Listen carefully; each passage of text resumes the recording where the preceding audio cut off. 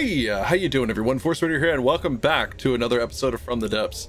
Check this out. Look, I got a little desk now. My name on it and everything, my hat, and my coffee. Oh my god. This is something like me and Jeff were building and he just kind of snuck this in. It's like, hey, come look at this. And he just thought it would be, you know, a clever little thing to put in there. It's good. It's espresso with a little bit of coconut sugar and some milk.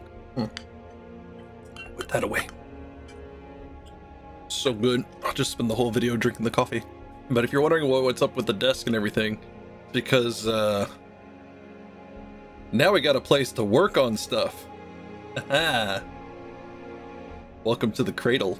Dear God, it's finally happened. I've found a way to eke my obsession with Dead Space into From the Depths by building this freaking fortress. Me and Jeff, we started work on this a long time ago, then we completely forgot about it, and not too long ago I just started going ham, and then that got Jeff fired up, and then he went a bit ham, and then I went a bit more ham, and then we ended up with this big freaking place. And now we even have like our own little Empire State Building style office building to just kind of do stuff out of. There's no point to this, it's just cool looking. Next thing you know, there's gonna be like a red and black Batman hanging out around here somewhere. Wait a minute, there is a red and black Batman. It's his father. Yeah, it's the it's a universe where Bruce died and it was Thomas Wayne became Batman and Martha Wayne became the Joker. That sounds ridiculous and makes no sense. Join the club, but it is cool. It is very cool and wild because that's the Batman that uses guns, and he is so brutal. And while the cradle is cool and all, ignore anything that has like that looks like aircraft or anything like that. Just pretend that doesn't exist because we're not here to look at that today. That's for later. Today we're doing a little showcase on some of the more Rampart class kind of stuff, even though like some of it is a little bit different. Like we got a couple of CB and a couple of BB lying around. So I guess for starters, we'll start with CB02 Justicia. This, you know, it's a little smaller. A couple of these are built with the old Rampart body, the stubbier tugboat kind of one, where it was like longer in the front than it was in the rear. That we blew up a long time ago. Like we took the bigger Rampart and blew the smaller one up. The Justicia here is more like an odd kind of deal where it's sort of like somewhere in between the Oscord and the Rampart as far as size goes. You know, as far as armaments go, it's pretty decently equipped. You got some pretty decent sized missiles. Obviously there's like the medium sized ones, and then a Rampart turret up here, some Iberia heavy AA, a lot of light AA, the sort of Sea-Wiz. I'm saying sort of Sea-Wiz because God, I really would love it if they'd add rotating barrels into this game so they could have some real Sea-Wiz or make some just extra crazy looking stuff. Some general purpose kind of missiles here. I don't know if I mentioned that, but I will mention it again, it's fine. And then a lot more of the same back this way until you get over here. These are a slightly little different loadout of missiles. And of course underneath here are the older fat torpedo turrets. Just because, you know, still like making use of that design. They're decently armored and they make a pretty good counterbalance. I don't really know if they make a good counterbalance. You would think in theory that they would, or at least do something aside from creating massive amounts of drag underneath the ship. Especially we were going to go ahead and release this real quick. Ignore some of that. You didn't see nothing about my secret prop engine aircraft that haven't been released yet, and that's not going to be a thing for a little bit, so don't bother looking up to see if it is. I think she might have a little bit of a trouble getting out of the cradle here, especially with what's going on up there. What are you doing? You can't look at that. Can't look at that. You can't look at what was about to maybe possibly happen over there. It's forbidden. I guess at this point I should probably mention that it does have some laser defenses. You know, catch me. Still there. Yeah, just to kind of go ahead and knock out anything undesirable in the sky. coming towards you. All right, let's crank up the drive and get a good look at what's going on here with the speed. Part of the reason why I always have to do these speed tests is I can never really remember what the max speed of anything on here is. And I saw it hit like 29 a second ago, but right now it's doing 28, so that should be good enough. Ah, I see the problem. I don't get what's going on with these. I wonder if, because the edge of this is behind this, that could be what's screwing up. Might have to bring both of these in a little bit. I'll take care of that later. Otherwise, you know, it's still doing pretty good. What happened there? Knocked into this. How did somebody knock into this and damn it? I should have just put rubber on the other side too. I might do that. There's only one ship that can move around freely right now, and I know who it is. The distance there, which is the next one we're gonna look at. Now that I think about it, the term heavy cruiser is probably what I was looking for to describe this thing. And speaking of battle cruiser, let's take a little look. Welcome to the FRS Janissary. This is a little bit more of the same, you know. Older rampart body, not quite as long. Missiles appear. It uses a more interesting style of torpedo turret. Kind of reminds me of the ones that we had way back in the day, like the first torpedo turrets I ever made. A little bit more heat up front. Mainly because there's no heat in the back, unless you count the attack helicopters. These are the Mockingbirds. And they are okay. They're okay. Because they're small attack helicopter, and as cool as that sounds, this is still from the depths, and semi-realistic looking small attack helicopters aren't that great, but I guess they are good enough. They definitely look nice though. Come on, fly my pretties, be free, don't crash into each other. Goodbye. Oh, I'm ever so slightly scared that they're gonna do something terrible. Jeff up here taking the arrowhead look. Oh no, that wasn't good. Let's just see if we can keep these guys out of trouble for now. Oh yeah, the blades on top of these, they're decoration. They don't do nothing. These are actually jet aircraft. So I guess you can just call them turboprops, and they're not really. But before things started crashing into each other, let's go back to how Jeff has kind of been, you know, getting inspired. Let's say that, other than him just kind of like taking stuff from some of the other ships and slapping on, thinking that I wouldn't notice. I'm kidding. He knew I'd notice it. This is a little something that he did because he thought it would look cool to add a bit more uniformity into some of the ships while also making them kind of different. This is a look that came from the Kolkatas with the sort of arrowhead kind of look. I remember when he brought this up, I wasn't sure if it was gonna look good on here, but I gotta say, you know, when I was painting everything, I was like, you know, you're right, it does look pretty sick on there, and it is. Now don't ask me what, you know, what good is having all this back here. Mostly it's just for fun, for show. And then you got all the heavy stuff up front, like, you know, some General Missiles, CWIS, a little bit of smaller AA, an engine room that, you know, you can kind of go around in. I say engine room, it's really just a boiler room. Yeah, there's a fair amount of traversability in this thing. Yes, the first thing I want to see when I try to steer my big ass ship is just a giant metal beam in the way. Looks good though. There's not like a whole lot in this bridge. It's just like a little bit of something to look at. To add some traversability through here. You get this little sub kind of space. It's kind of just for launching aircraft. It's like a little control room sort of deal. I've wandered into the AI room. Oh, I forgot it looked like this. Not really sure what you could use a space like this for. Maybe as a rec area under the pad. This is not like being under there is gonna serve any kind of maintenance purpose. Damn it, I'm out of coffee. Come on. I think I saw it a second ago. Eke out of 30. There's 30. I was afraid that the Janissary wasn't going to get to 30 meters a second. I was pretty sure it could make it. I didn't really show it like on the last ship, but the interior is, you know, got the same level of traversability as this does.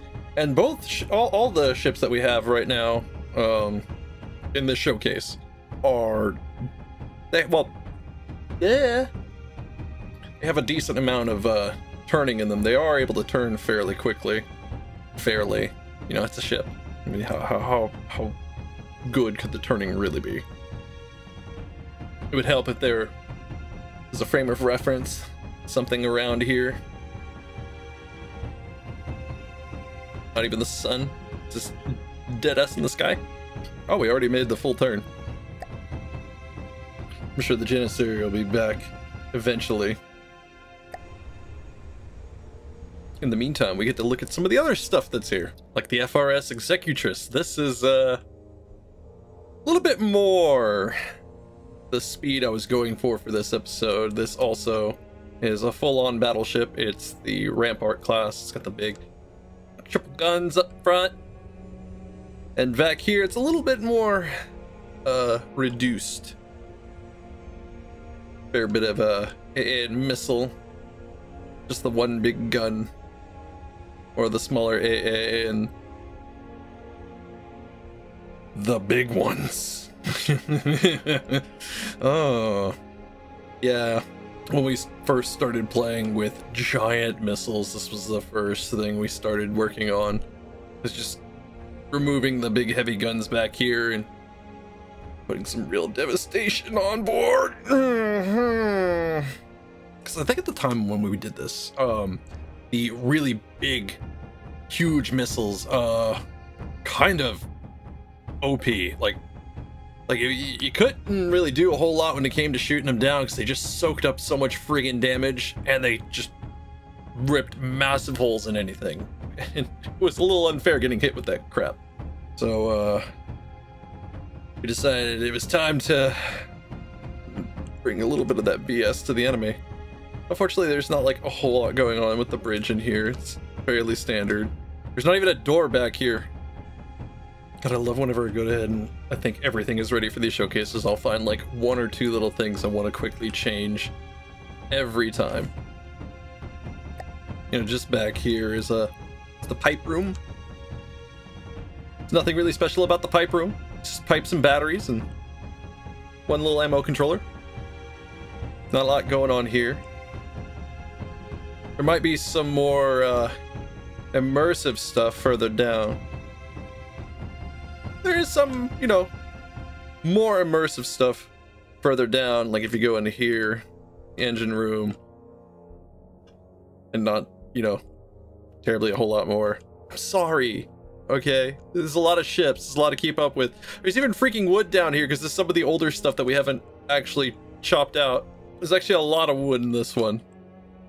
I guess it was one of the other ships that we chopped the crap out of all this out of. I can't remember which one it was though.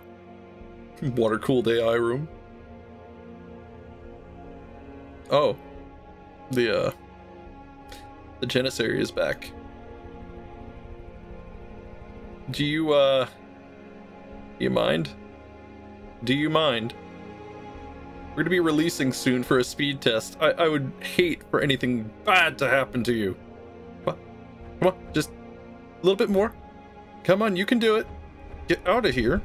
I guess this is a good time to mention that the Executress is the only one that has like the little ramming spike up in the front. Because so many of my ships end up having some kind of special skirting or spike or kind of look deal, so why not for once actually put a functional spike on something?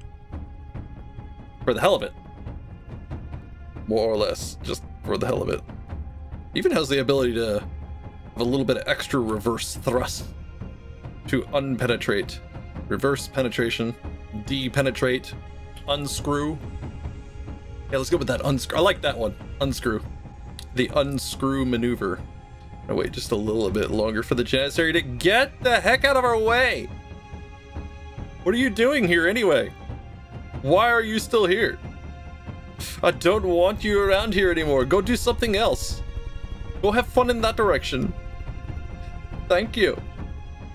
Let's give her just a little bit of juice and just kind of bolt on out of here. And there we go, we're not even hitting anything. Not that it matters, everything's got like rubber bumpers and stuff to prevent there being any real damage. I did get kind of creative with some of this outer sort of decorative midsection armor. Some of it was just to accommodate, you know, the hull ID number. Anyway, this one gets up to 30 pretty decently quick. You know, it's not having quite the same sort of issues as some of the others. It's like how all of these are going at the correct rate, as opposed to certain ships that want to be difficult and not operate at their peak performance. You know, with a lot of these, the 30-31, somewhere around that range is typically what the top speed should be, if everything isn't just being a jerk. What's going on with this pipe? The only thing this one doesn't really have is like a sub bridge. Like a lot of the other ones will have one in this kind of area, just because it's all sort of, you know, brought down, kind of scrunched a little bit. I forgot to even mention the torpedo turrets. It's got the more narrowish kind of looking ones down here. That is probably right. It gets a little bit faster, so it only got the one. So it has a less drag underneath it. And the last thing we're going to be looking today is the FRS Vection. This one actually has some interesting history behind it, in spite of, you know, knowing that no one has seen it yet. But I'll explain. So, the Vection. Well, this wasn't, it was unclear for a long time whether this was going to be its own ship or not. This is where Jeff and I first started messing around with railguns, before Jeff had the brilliant idea of putting Mimic Block cram cannon barrels on them to make them, you know, just look a little bit better. These are cool and all, you know, these railguns, they're cool, but well, I mean, just the cram cannon stuff looks better. So that's pretty much it, actually, is what makes this special. It's just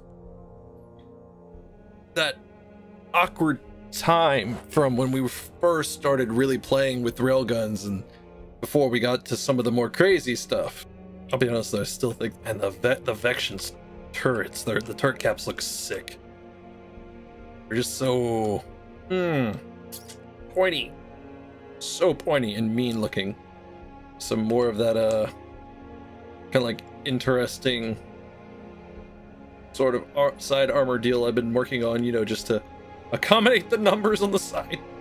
We're back to the uniformity, like with the Executress, where you know, the same kind of armaments up front as his rear, and then you've got the heavy AA up here, little light AA here and there and there, and another one of these kind of semi-immersive boiler rooms. This one looks a little water cooled. I think, yeah, this is the one that I chopped all the wood out of. I chopped all the wood out of the Vection, but not out of the Executress. Oh, gonna need to get on that eventually. Dang it. Oh, and of course, you know, the same story front to back for the weapons back here. Not a whole lot in the missile department, and you know, by not a whole lot I mean just literally this. Just these kind of fatter missiles up front here, and that's it. You know, you'd think there'd be a missile turret slapped somewhere around here, but nah. Like, this thing doesn't even sport any kind of like torpedo action down here, which means it should be the fastest out of all of them. Oh my god, Janissary, what are you doing here? It's just like it times it. It just can't help itself. I just kind of wait for it to go away. Still waiting. I should go get a book to read or something. Where'd I leave all this? I think I was on chapter 5. I need to find friggin' chapter 5. Oh, it's clear. Okay, well, I was having trouble finding my spot in this anyway. This isn't really like a book, it's a comic book. Like a kind of kids comic book. I bought this because it was like $2, and the front cover art kind of made me think of like Captain Underpants. And when I saw it was a big comic, I'm like, oh my god, I have to have this. It's the first Cat in Space ate pizza. I think this is book 1, and I think that they're working on a second one. I don't know a whole lot about it because I haven't finished reading it yet. All right, come on, Vection. Start moving. You're totally clear now.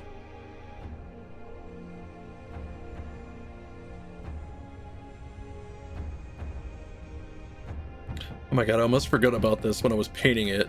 I didn't realize it, but it turns out that there is a type of Dazzle camo from World War II that was like this with the black and the red. And some of these, I'll admit, some of the stuff actually does kind of break up the outline pretty decently in the distance. So you're not really sure what it is you're looking at. Just like a nerd fact, freaking Dazzle camo. I didn't do that intentionally. Just sort of kind of wound up that way. And then once I had found out about it, I started kind of goofing around with it a little bit for extra fun. It's funny to think that there really was like stuff in World War II that had this style of paint job, like dead ass like this with the black with the red lines and everything. Not putting out all of the power. I see. It's a bit disappointing. Well, I didn't plan on that. I swear we had this faster before, and I'm not sure what happened. Maybe we messed something up or forgot something. It definitely was faster than 21. As you can see, you know, it's only it's not putting out, you know, nearly as much power as it could. So that's a bit of an oopsie on our part. We'll get that fixed later. Don't worry about it. Yes, you know, nothing. You ignore that. Just ignore that. Just focus on the fact that you can immersively go from the outer deck here up these stairs, you know, and then through the door up these stairs. Hey, look, bridge! Yay, bridge! You can get up here. And there's a little bit of more of a, I guess this, you can't call this a suburb, it's more like observation, but yeah, focus on that. Don't focus on the fact that it's only going 21 meters a second. No. Come on, Genesis. I get that you're pissed off that, you know, you don't have like a spot like everybody else, but this place wasn't built for 4 freaking battleships. I mean, well, it's just, you know, the size that you need, even though you're more heavy cruiser. This battleship, I swear I'll do something about it. Just please don't be getting in the way. Oh god, it's nothing bad is gonna happen here, I know, but this is just funny that this thing of course would be coming right back right now. Okay, cool. Now that that's, you know, no longer in the way, let's see about finding something to put these boys against. All right, we'll go with this: the Excalibur, Braveheart, Valiant, and Tiger Shark for the ships, and for aircraft we'll go with, let's see, the Predator. I don't know about the Aurora Mobil. That's a whole squadron. Let's not do that. Let's just go with this. Just like keep it simple.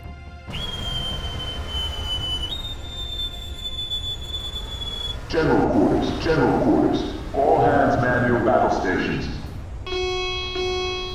Hopefully this will kind of give me an idea to see how good these guys do. Bro, I'm not the one that needs to see how good they do, huh? The Justice has already started launching some of the big stuff, and also getting hit with some of the big stuff. So that's great. Yeah, loved it. How did that happen? What happened there? Actually getting in some of those long-range shots. Ready to launch them big missiles, but I'm assuming the enemy's too far away to pull that trick off. Same story over here with the Janissary, you know, not a lot to do. Still pretty far away from the enemy. And catch up eventually. Oh, the Vexion's already down to like 97. I guess the enemy thinks, oh hey, the Tiger Shark's down to 99. At least some of the anti-missile systems are doing their freaking job, sort of. There's a near, very, very close possibility of a ram here. These guys can please not do that. Be appreciated. Oh wait, I think, yeah, they might actually try to avoid each other. This is really the point of the attack helicopters, just so that they can repair stuff here and there. And they do a pretty good job at it, honestly. They just kind of swoop in. Must have selected something that had, you know, aircraft on board or launched. That was probably not the best thing. Hey, wait, I think I kind of remember these. Hey, Excalibur's down 91. 90. That's good. Guess that makes this the Excalibur? I'm not really sure. I love how they hit the front of this, though. It looks beautiful. I wish I could do something that nice. But my guys are really hammering down on this thing a lot. I don't know if this was a really good pick with having so much wood. I see I'm not the only one that's suffering from issues of the prop variety, so I'll take it. The Justicia has seen better days. Good thing I was in its bridge. Well, the damage on this is really being kind of restricted to just this side and the back. Admiral Fudge. That's funny. Oh well, at least the Excalibur's done for. That's good. What about the target next? I mean, the Crater Fortress was really just for show, so I'm not surprised. There isn't really anything left. Look into that. Oh man, whatever this is, it's not very big. It's getting pounded. Man, this isn't supposed to be up here. I guess when the fortress got completely demolished, all the aircraft just started launching at random.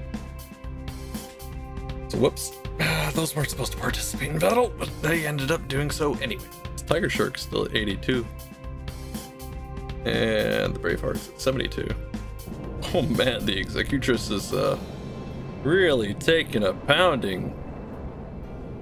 What's that old saying? Take a licking and keep on ticking?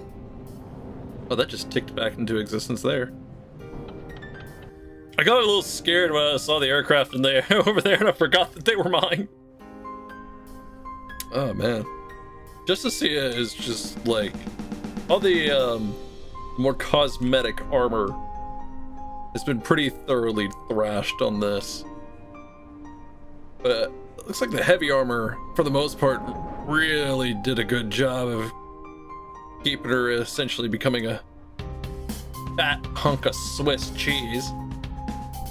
It might take a while, I guess, to assume victory is very close. Yeah, just you know, an idle observation. I could be wrong. You could, you know, spin this around. Maybe. Oh, the Janissary is just... It's a lot more of the same.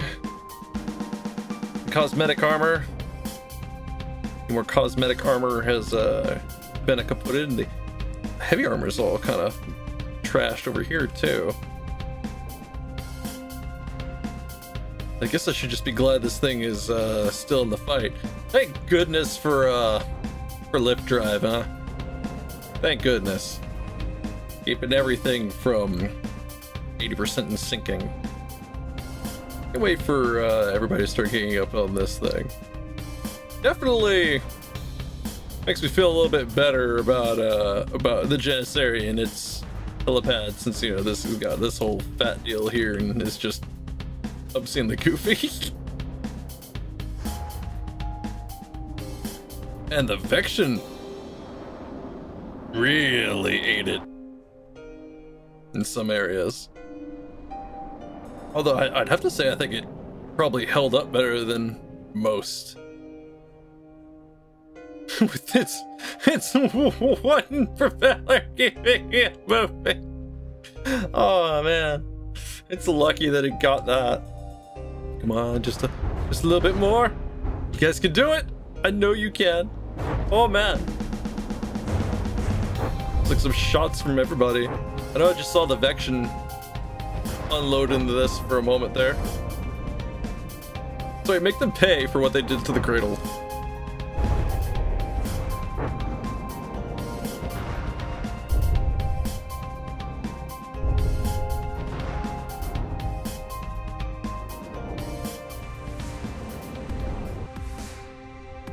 Oh my god, I just want to point out real quick, I forgot that, you know, that Jeff put a little Christmas tree in my office. I forgot all about that. Oh.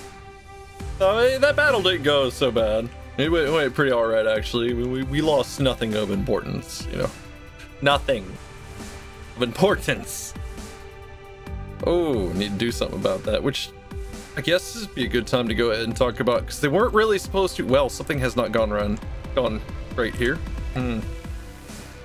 So since they participated in the battle, I guess I should, you know, talk about this. Got here is the Biloxi,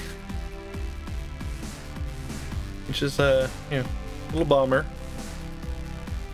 You know, nothing too particularly special. Some flares, some guns, and just like it's just a little overview here. A more in-depth video will be made on these later, and then the Mackinac, which is got a very, very long front end. I mean, this thing's more like rocket launchers slapped onto a Cessna, which is something someone did. And some flares, and save all that for another time, but I guess I couldn't really avoid not talking about that, since there were so many of them in the sky earlier. I moved things around a little bit. I put the Vection in here since it is, I think, the biggest out of everybody. So, might as well go ahead and slap it into the cradle. Even though the cradle's really built for, like, the auto right. Oh man, it's been recording for a while. Getting really tired. I don't know what to say anymore.